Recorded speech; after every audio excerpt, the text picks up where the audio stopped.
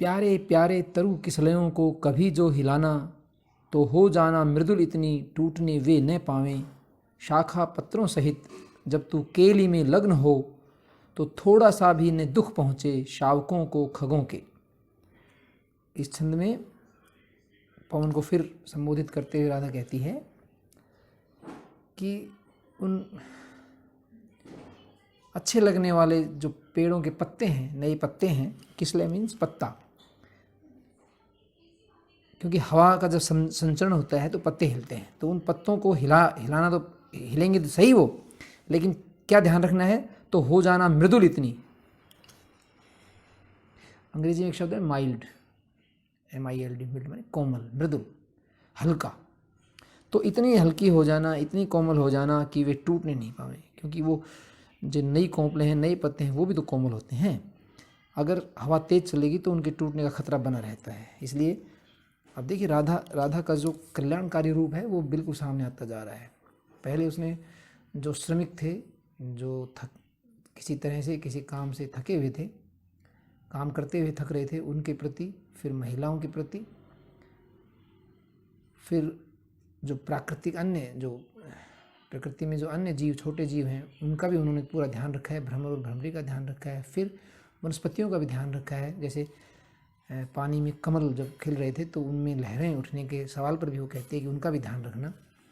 और अब पत्तों की, उसी वनस्पति की बात चल रही है, उन पत्तों की बात कही कि वो टूटने नहीं पावें, इतनी मृदुल हो जाना, इतनी हल्की हो जाना हे पवन कि वो टूटने नहीं पावें। शाखा पत्रों सहित जब तू केली में लग्न हो तो, और पत्तों सहित, शाखाओं साथ जब तेरे कारण जो शाखा और पत्ते जो है हिलडुल रहे हो, यानी कि खेल रहे हों, तो केली मीन्स क्रीड़ा, खेल में खेल रहे हों, खेलने में मग्न हो, तब थोड़ा सा भी ने दुख पहुंचे शावकों को खगों। कल्याणकारी रूप सामने आ रहा है कि उस पेड़ पर रहने वाले पक्षियों के बच्चों को, जो छोटे छोटे बच्चे हैं जो उस पर रहते हैं, इस तरह से मत चलना, इस तरह से अपनी गति को तीव्र मत कर लेना कि वो उनको कोई नुकसान पहुंचे, उनको कोई हानि पहुंचे। तो ये एक जीव मात्र के प्रति जो करुणा की भावना है, कल्याण की भावना है, वो राधा की इससे आ रही है। प्रिय प्रवास में यही बात सबसे प्रमुख ध्यान देने की है कि श्रृंगार, वियोग श्रृंगार का उस तरह से वर्णन नहीं है। ये तो ठीक है कि कृष्ण के विरह में ये सब कहा जा रहा है, लेकिन उस विरह के साथ साथ, उस विरह दुख के साथ साथ किसका ध्यान रखा जा रहा है? जीव मात्र के कल्याण का, जिसमें वनस्पतियां भी शामिल हैं। हर इस प्रकृति में रहने वाले विद्यमान जो प्राणी हैं, उनका पूरा ध्यान रखा जा रहा है। मतलब उसके मन में ये भावना है कि सबका कल्याण रहे। तेरी जैसी मृदु पवन से सर्वथा शांति कामी, कोई रोगी पथिक पथ में जो पड़ा हो कहीं, तो मेरी सारी दुख में दशा भूल उत्कंठ होके, खोना सारा कलुष उसका शांति सर्वांग होना। तेरी जैसी इस मधुर हे पवन, तेरी जैसी जो मृदुलता है, जो जिसको कहते हैं ना हल्कापन, माइल्डनेस, क्योंकि वायु अगर भारी होगी तो फिर वो नुकसान करती है, तो हल्की हल्की हवा बहती है, हल्कापन जिसको बोलते हैं। हल्कापन यहाँ वैसा हल्कापन नहीं है, उसकी प्रकृति ऐसी है कि वो मृदुल होती है, तो उसके लिए हल्का शब्द गलत अर्थ देगा। यही कहना चाहिए कोमलता, कि हे कोमल पवन, तेरे से शांति की आशा लगाए लोग बैठे रहते हैं कि शांति मिलेगी, मन को शांति मिलेगी। तो ऐसा कोई रोगी यदि पथ में कहीं मिल जाए, तो मेरी सारी दुख में दशा भूल, मेरे सारे दुख को भूल जाना पवन, और उत्कंठ होके, तत्पर होके, खोना सारा कलुष उसका, उसके सारे कष्टों को मिटा देना, शांति सर्वांग होना, उसके सभी अंगों में शांति छा जाए, ऐसा कुछ प्रयास करना। यह है देखिए लोक कल्याण की भावना, कि मेरे दुख को भूल के किसी अन्य दुखी के लिए पवन तेरी जो भूमिका है वो हो जानी चाहिए, तेरे जो बन पड़े उतनी सहायता उनकी अवश्य करना। और पवन से यही आशा है कि वो किसी क्लांत को, किसी रोगी को, पक्षियों को, अन्य वनस्पतियों को जो भी लाभ पहुंच सकता है वो लाभ अवश्य पहुंचना चाहिए।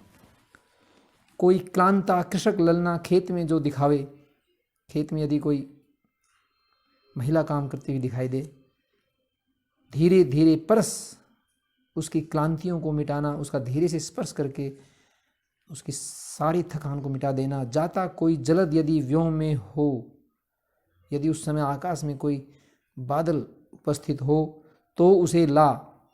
तो हवा क्योंकि बादलों की दिशा तय करती है, तो हे पवन तो उस बादल को उस खेत पर ले आना। क्यों? उससे क्या होगा देखना, उससे देखिए आप, यही तो कल्याण की भावना है, किस तरह से उस प्रकृति से जुड़ा है, उस जनजीवन से जुड़ गया है कवि। जाता कोई जलद यदि व्योम में तो उसे ला, छाया द्वारा सुखित करना, छाया द्वारा सुखित करना तप्त भूतांगना को। तो उस खेत पर उस बादल को लाना और छाया वहाँ व्याप्त कर देना। तो छाया से क्या होगा? सुख मिलेगा वहाँ पर। उद्यानों में सु, उपवन में, वापिका में, सरों में। सर का मतलब है तालाब, वापिका का मतलब है बावड़ी। ये सब जल एकत्रित करने के साधन हैं। तो उद्यानों में, सु उपवन में, उद्यान और उपवन एक ही बात है। उद्यानों में, सु उपवन में, वापिका में, सरों में, फूलों वाले नवल तरु में। नवल का मतलब होता है नया, तरु का मतलब पेड़। फूलों वाले नवल तरु में, पत्र शोभा द्रुमों में, द्रुम का मतलब होता है पेड़। आते जाते न रम रहना और न आसक्त होना, क्योंकि ये सब चीज़ें आकर्षक होती हैं। प्रकृति ये सब चीज़ें हमें सदा आकर्षित करती आई हैं। तो अपनी भावनाओं को पवन पर आरोपित करते हुए राधा कहती है कि पवन तू इन सब में, यानी कि उद्यानों में, बावड़ी में, तालाब पर, नए नए उस पेड़ पर जो फूल आए हैं उसके पत्तों में आते जाते न रम रहना। आते जाते हुए जब अब जा रही है और फिर आएगी तो उन पत्तों में मत रम जाना और न आसक्त होना और नहीं आसक्त होना। आसक्त का मतलब ये है कि भाई वहीं मत रह जाना। फिर कुंजों में और कमल कुल में, वीथिका में, वनों में, इनमें भी आसक्त मत होना। किन में? वनस्पतियों के समूह में, कमल के जो फूलों में, वीथिका में, गलियों में और वनों में। इन सब ये जो प्राकृतिक जो चीज़ें हैं इन सब में आसक्त मत हो जाना। मेरा इस संदेश को भूल मत जाना, ध्यान में रखना। जाते जाते पहुँच मथुरा धाम में उत्सुका हो।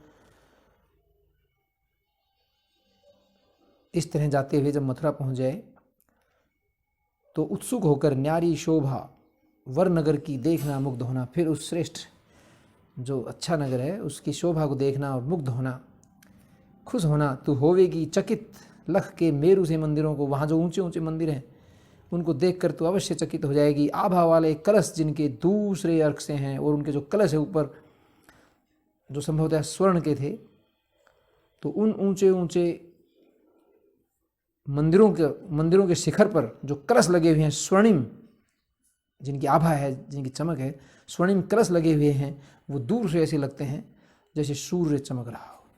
अर्क का मतलब यहाँ सूर्य है। जी चाहे तो शिखर सम जो सद्य के हैं मुंडेरे, वहां जा ऊंची अनुपम ध्वजा अंक में ले उड़ाना।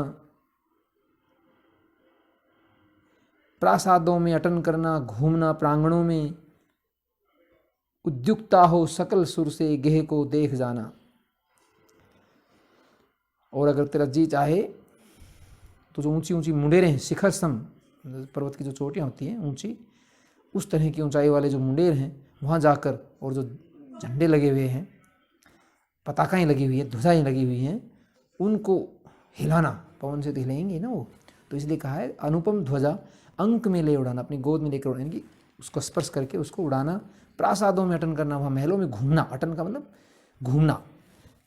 आपने पर्यटन शब्द सुना होगा। पर्यटन में दो शब्द हैं, परि प्लस अटन। अटन में उपसर्ग लगा है परि और संधि होकर ये शब्द बन गया पर्यटन। तो अटन का मतलब घूमना और पर्यटन का मतलब बाहर घूमना। अपने जहाँ वर्तमान है वहाँ से अलग कहीं जाके घूमने को पर्यटन कहा जाता है। तो अटन शब्द यहाँ पर घूमने से। प्रासादों में अटन करना, प्रासादों में घूमना, महलों में घूमना और घूमना प्रांगणों में, और जो खुले दालान हैं वहाँ पर उनमें घूमना, या महलों में जो खुले स्थान होते हैं उनको प्रांगण बोलते हैं। आपने अपनी बोलचाल की भाषा में आंगन शब्द तो सुना ही होगा, तो उसी से ये प्रय उपसर्ग लगाकर प्रांगण शब्द बना है। तो मूल शब्द तो एक तरह से आंगन ही है, और उसमें प्रय उपसर्ग लगाकर फिर ये संधि होगी और आंगन प्रांगण शब्द हो गया। ये प्रांगण शब्द संस्कृत का शब्द है। उद्युक्ता हो सकल सुर से गेह को देखते जाना, देख जाना, और इस तरह उत्सुक होकर, सचेष्ट होकर सारे उस देव, यानी जहाँ देवता निवास करते हैं ना, ऐसे घर को, यानी कि कृष्ण वाले घर की बात है, उसको देख जाना। कुंजों, बागों, विपिन, यमुना, कूल या आलयों में,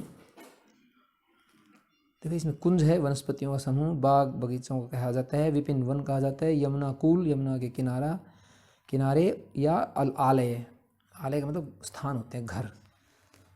अगर इसमें हम देवालय लिख देंगे तो देवताओं यानी कि मंदिर हो जाएगा, तो आलय का मतलब यहाँ स्थान ही है। सदगंधों से भरित मुख की वास संबंध से आ कोई भौरा विकल करता हो किसी कामनी को, तो सद्भाव सहित उसको ताड़ना दे भगाना।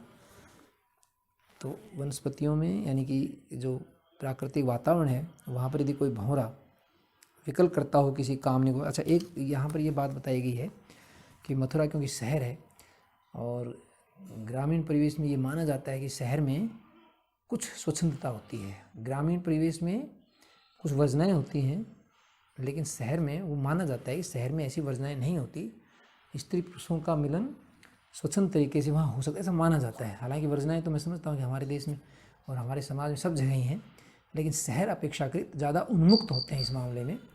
वहाँ इस तरह की, शहरों में इस तरह की वर्जनाएँ कम होती हैं। तो वही बात राधा उसको याद दिलाती है कि यदि कोई भौरा विकल करता हो किसी कामनी को, नायिका को, तो सद्भाव सहित उसको ताड़ ना दे भगाना। तो उसको कह देना कि नहीं, इनके इस व्यापार में, प्रेम व्यापार में दखल मत दो, हस्तक्षेप मत करो, ताड़ना जरूर देकर भगाओ, लेकिन उसको ऐसी ताड़ना देना कि उसको दुख न हो, भंवरे को भी दुख न हो, सद्भाव सहित ताड़ना देना। क्योंकि वहाँ का वातावरण ऐसा है जहाँ पर प्रेमी और प्रेमिका का मिलन होता होगा, मिलते होंगे। तू पावेगी कुसुम गहने कांतता साथ पहने, उद्यानों में वरनगर के सुंदरी मालिनों के, वे कार्यों में स्वप्रियतम के तुल्य ही लग्न होंगी, जो श्रांता हों सरस गति से तो उन्हें मोह लेना। यदि जैसे कहते हैं ना कि बालों में फूलों के गुच्छे पहने, फूलों का गुच्छ लगाए, यदि कोई महिलाएं वहाँ हों, इसमें शब्द प्रयोग किया है मालिनों के, जो हमारी एक समुदाय है जो इस तरह के उद्यान का कार्य करते हैं, तो उसमें अगर वो अपने पति के साथ, प्रियतम का मतलब पति, अपने पति के साथ यदि काम कर रही हो, उद्यानों में काम कर रही हो, तो अगर वो श्रांता हो और काम करती हो और वो श्रांता हो, यानी कि थकी हुई हो, तो सरस गति से उन्हें मोह लेना। तो अपनी मधुर जो ये गति है, हल्की जो गति है, इससे उनको, उनकी थकान दूर कर देना, उनको मोह लेना।